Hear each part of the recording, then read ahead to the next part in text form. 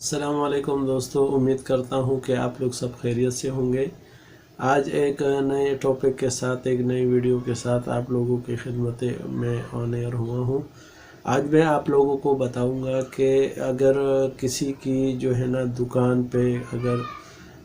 कोई किराएदार कब्ज़ा करता है तो उसके लिए आपको क्या करना चाहिए। हम जिस मुआशरे में रहते हैं वहाँ यहाँ पर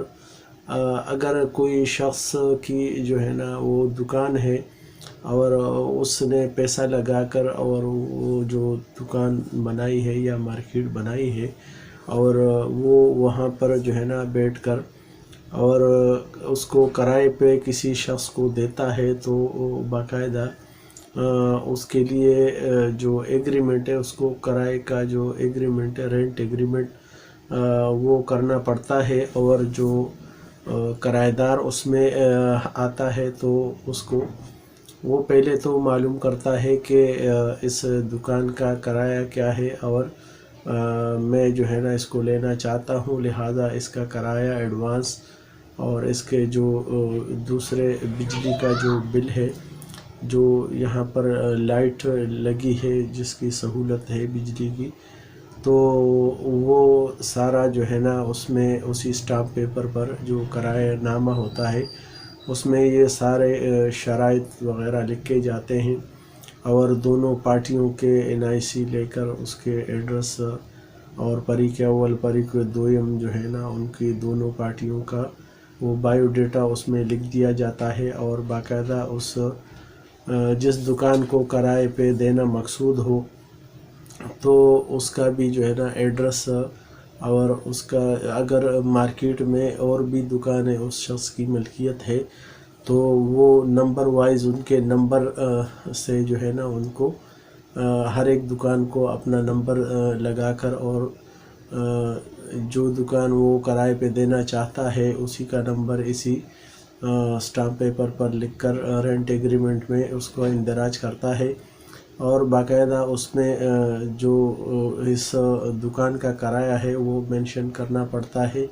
कि इस दुकान का जो किराया है वो 10,000 है, 20,000 है, 25,000 जो भी हो। और बाकायदा डेट लिखी जाती है कि ये जो किराया नामा है वो इस तारीख़ को जो है ना ये मुरतब किया गया है और जो दुकान का कब्ज़ा है वो भी इस तारीख़ को दिया जाएगा। और इस मद में उससे जो है ना जो दुकानदार है वो एडवांस की मद में उस पार्टी से कुछ पैसे लेता है, 1,00,000 2 लाख या जो भी, तो वो एडवांस के तौर पर वो जमा करते हैं और बाकायदा वो जो दुकान है वो दूसरी पार्टी को हैंड ओवर हो जाता है और वो उसमें कोई कारोबार वगैरह शुरू करता है। अगर ये जो किराए पर जिसने दुकान ली है, किराएदार है, ये अगर मालिक को टाइम पे किराया नहीं देता या कोई जो है ना उस दुकान पर उसको जो है ना ये कि दिल में लालच आ जाता है और वो इस दुकान पर कब्ज़ा करना चाहता हो तो और वो प्रॉपरली जो है ना वो किराया नहीं देता और आए दिन जो है ना मालिक दुकान आकर उससे किराया मांगता है, लेकिन वो टाल मटोल से काम लेता है और किराया देने में सुस्ती करता है और सही रवैया नहीं रखता, तो लिहाजा उस मालिक पे ये फ़र्ज़ है कि वो जाकर उसी जो है ना किराएदार को नोटिस के ज़रिए उससे किराया तलब करे और उसको नोटिस दे। अगर वो उससे खाली कराना चाहता है तो उससे खाली कराने का एक लीगल नोटिस जो कि वकील के ज़रिए जो है ना वो तैयार होता है और उसके जो एड्रेस पर अरसाल किया जाता है और उसमें यही लिखा होता है कि आपको किराया न देने की सूरत में आपको इस दुकान को खाली कराना पड़ेगा। और उसमें एक टाइम लिखा होता है कि आप जो है ना 2 महीने में या 1 महीने या 4 महीने जो भी टाइम اس نوٹس کے ذریعے اسی کرایہ دار کو دیا جاتا ہے کہ آپ اپنے لیے دوسرے کسی دکان کا بندوبست کریں اور اس دکان کو خالی کریں۔ اگر اس نوٹس کے ملنے کے بعد 1 ہفتہ یا 15 دن کے بعد 15 دن تک وہ جواب نہیں جمع کراتا یا کوئی بھی رسپانس نہیں دیتا، تو اس کے بعد آپ جو مالک ہے وہ کیس کر سکتا ہے سول کورٹ میں، جو یہ دکان خالی کرانے کے لیے جا کر باقاعدہ وہ سوٹ فائل کرتا ہے کہ میں نے یہ جو دکان ہے یہ کرائے پر دی تھی، جو بھی جو پارٹی ہے اس کا نام وغیرہ سب ایڈریس اسی میں مینشن کرنا پڑتا ہے اسی سوٹ میں، اور یہ موقع پہ اختیار کرتے ہیں کہ چونکہ وہ کرایہ دار میرے ساتھ صحیح نہیں چل رہا اور وہ اس ایگریمنٹ کی پاسداری نہیں کر رہا، جس میں جو شرائط لکھی ہے ان پر پورا نہیں اترتا، تو لہٰذا میں اب اس سے جو ہے نا خالی کرانا چاہتا ہوں، اور میں جو ہے نا اس کو مزید یہ دکان کرائے پہ نہیں دے سکتا، لہٰذا اس دکان کو خالی کرایا جائے۔ تو باقاعدہ اس کیس میں جج جو ہے نا وہ نوٹس نکالتا ہے دوسری فریق کو، اور دوسری فریق کو یہ موقع دیتا ہے کہ وہ جو ہے نا یا خود یا کسی وکیل کے تھرو آ کر کورٹ میں پیش ہو اور اپنی رائے جو ہے نا وہ بتائیں، اور آ کر بتائیں کہ اس کی کیا رائے ہے اور وہ کیا چاہتا ہے اور کیا کہنا ہے اس کا۔ تو اس کے بعد پھر وہ کسی وکیل کے ذریعے یا پہلے تو وہ خود پیش ہوتا ہے اور ٹائم مانگتا ہے کہ مجھے چونکہ ابھی نوٹس ملا ہے اور مجھے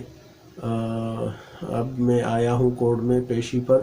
لہذا مجھے ٹائم دیا جائے تاکہ میں اپنے لیے وکیل کا بندوبست کر سکوں۔ تو پھر وہ جا کر جو ہے نا تاریخ لیتا ہے اور اپنے لیے کسی بھی وکیل کا جو ہے نا وہ بندوبست کر کے اور پلینٹ کی کاپی جو کیس مالک کی دکان نے داخل کیا ہوتا ہے خالی کرانے کے لیے، اس کیس کی کاپی جو ہے نا اس کرایہ دار کو جو ہے نا ریسیو کرائی جاتی ہے اسی کورٹ میں، اور اس کے سائن لیے جاتے ہیں، اور وہی کاپی لے جا کر کرایہ دار پھر اپنے وکیل کو دیتا ہے، اور اس وکیل کو جو ہے نا وکیل کے ذریعے وہ اس کا جواب بنا کر داخل کرتا ہے۔ اس کے بعد پھر جو دونوں وکلاء ہے وہ آرگومنٹ کرتے ہیں، اور باری باری باقاعدہ جو ایک تاریخ پر جو وکیل ہے وہ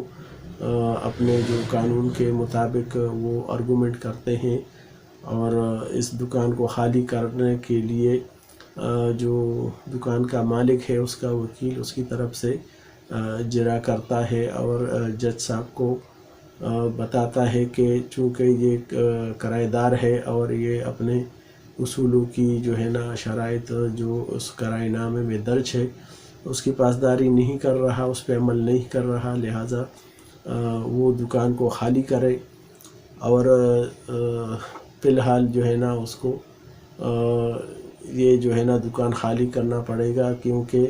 اب مزید اس کو رکھنے کا کوئی جواز نہیں ہے، یہ جو شرائط اس ایگریمنٹ میں موجود ہے اس کی پاسداری نہیں کر رہا، عمل نہیں کر رہا، لہٰذا اس کو دکان خالی کرنا چاہیے۔ تو بعض دفعہ تو ایسا ہوتا ہے کہ دونوں پارٹی اگر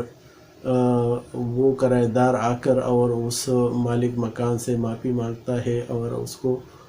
راضی کرتا ہے کہ ٹھیک ہے اب میرے حالات صحیح ہے، پہلے میں تھوڑا کرائسس میں تھا یا میں جو ہے نا میری حالت معاشی حالت صحیح نہیں تھی، لہٰذا میں کرایہ نہیں دے پایا، اب میں آپ کو وہ کرایہ بھی دیتا ہوں اور جو ہے نا آئندہ بھی ٹائم پہ کرایہ دیتا رہوں گا۔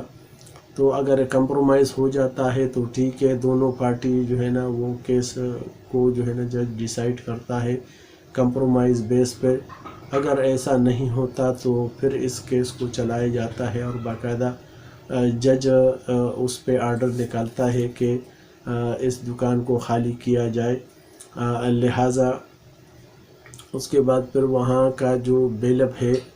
یا ناظر وہ جج کے آرڈر کو لے کر متعلقہ جو اس حدود کا تانا ہے وہاں پر جا کر باقاعدہ اپنے ساتھ